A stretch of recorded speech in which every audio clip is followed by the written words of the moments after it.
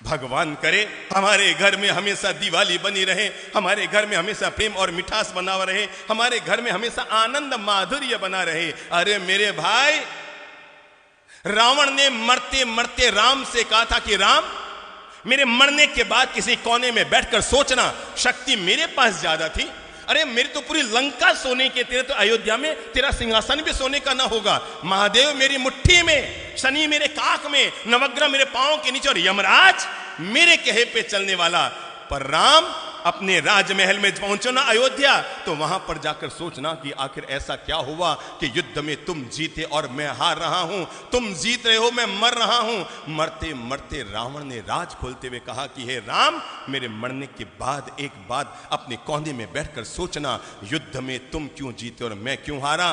तुम शक्तिशाली थे इसलिए नहीं जीते राम, शक्ति मेरे पास है। तुम भक्ति करते हैं भगवान की, अरे महादेव की जो मैंने भक्ति की है दुनिया में किसने की होगी। पर राम तुम इसलिए जीत गए, राम तुम इसलिए जीत गए।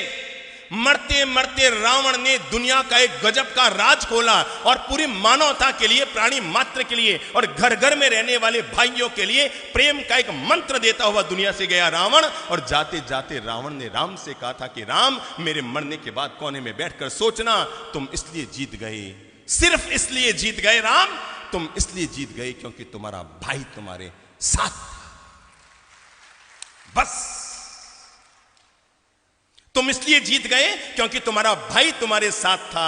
और राम, मैं इसलिए हार गया क्योंकि मेरा भाई किसके साथ, तेरे साथ था।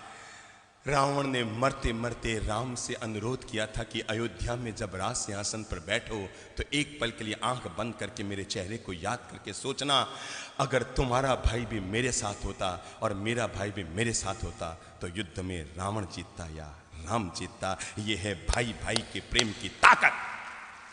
और जिस घर में, जिस समाज में, जिस परिवार में, जिस राष्ट्र में यह ताकत हुआ करती है, वहां पर दुनिया की कोई ताकत उस परिवार को कमजोर नहीं कर सकती।